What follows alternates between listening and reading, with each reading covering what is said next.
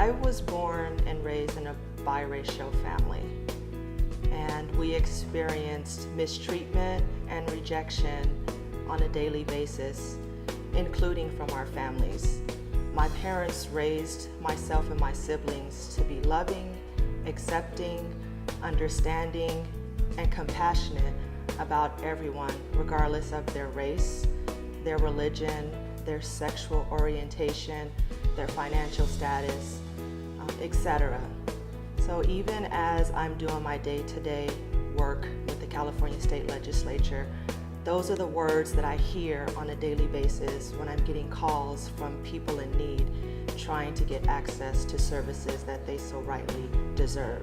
I knew that I would be a fighter for social justice back in the early to mid-90s when I worked at the Los Angeles Brotherhood Crusade when Danny Bakewell Sr. was the president, and I was fortunate enough to work hand in hand and side by side with a warrior named Brenda Marsh Mitchell. It's there, working for Brenda and with her, that I learned what social justice was all about. She not only showed me what social justice and the fight meant, but she also taught me how important it was and continues to be for us in the Black community. And it's because of her and everything that she taught me that I've gone on to work for some of the most powerful and most influential people in the state and in the country. Receiving this award will force me to continue to do the work that I have started so many years ago in the city of Los Angeles, which now I am fortunate to carry on and continue to do the work here in the city of Long Beach. I know now that my family is looking at me, my nieces are looking at me, so I have people who I want to blaze a trail for, and I want to show them the right way in order to leave their city and make sure it's better than the way they received it. I can honestly say that there hasn't been one time that I've even thought or considered about giving up the work that I do. I was taught to never quit, and once you start something, you see it all the way through to the end. So to the generations coming after me, I would like to tell them that it's so comfortable and easy for us to get caught up in our comfort zone, in our little box. Take the time to step out of your comfort zone, and you will see that not everyone has access to the services or the resources and or the opportunities that they may have. Take risk. Surround yourself with people who will push you and who will be a positive influence on you.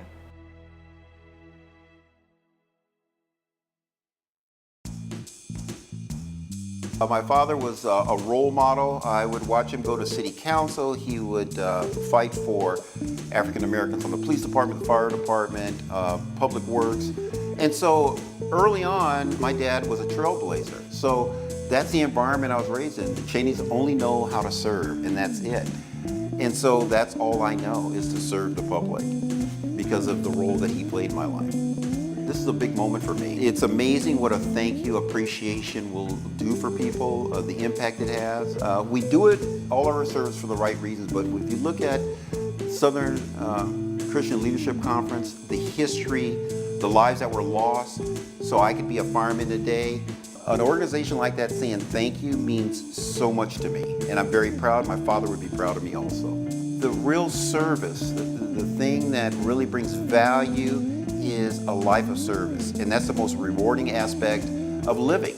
It doesn't matter what you have and what you've acquired and the titles in front of your name. Service is the thing that identifies you. It creates your brand, your legacy, and that's the person that really has an impact on our day-to-day life. Has there ever been a time when I've wanted to give up on the work that I'm doing? You know what? I'm blessed. I've been a firefighter for 27 years and been serving before I was a firefighter by my involvement in the church and different service organizations. And I have 27 years on the job. I still love my job. We deliver babies, we help people, we rescue, and it is so rewarding. It's part of my DNA, and I'm pretty blessed. So the question about, am I ever tired? 27 years? No, I'm still enjoying the job and service. When you look at the Southern Christian Leadership Conference, their history, what they've done, empowering people, this is a ripe environment for them to have a presence here with people that are already motivated and know how to serve. We can do so many wonderful things with an organization like that, with a history, with people that are motivated.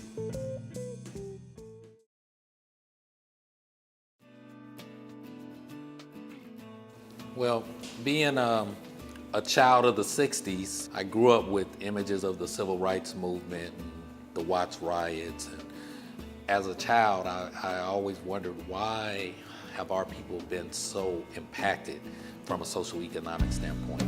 My entire adult life has been dedicated to trying to address those issues. In my early 20s, I started working for the phone company. My coworkers indoctrinated me to speak up for them as their union rep, and that basically led me on a path of social advocacy. Since my 20s, when I started working for General Telephone, got involved with Communication Workers of America as a labor rep, moved up through the ranks, ultimately working at the LA County Federation of Labor for a decade, and then running for elected office.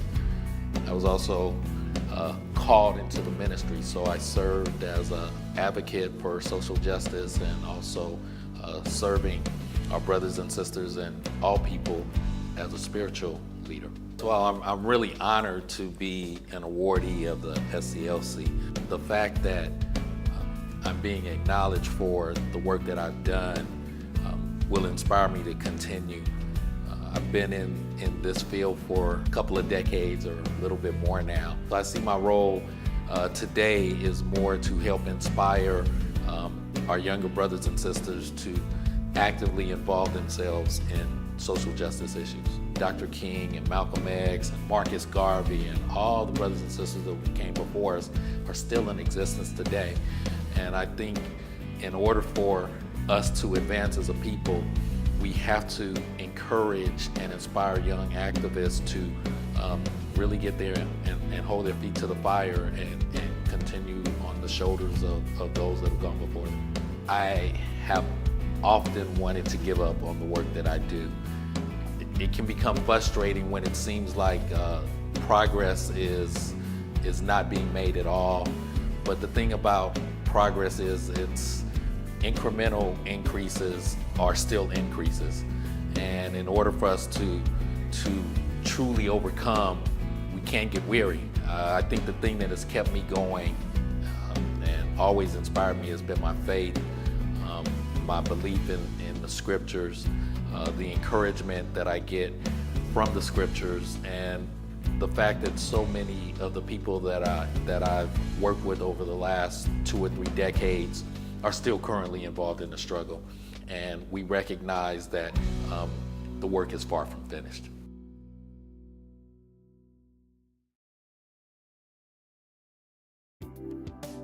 I didn't really know it, but to be a fighter for social justice, I guess it started as a teenager at my first job within the Teamsters Union.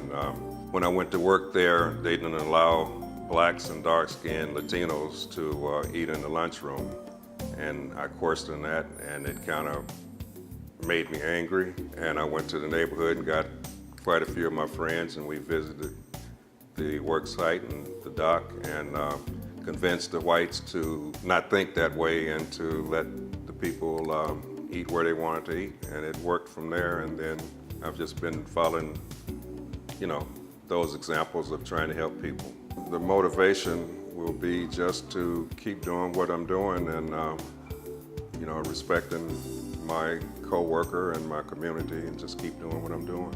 For the younger generation, my thing would be to ask them to learn patience, get a great education, and also do the right thing. And when you do the right thing, don't expect to be rewarded for what you did. Just do the right thing because it's the right thing to do. Want to give up on the work that I do. That's every day, yes.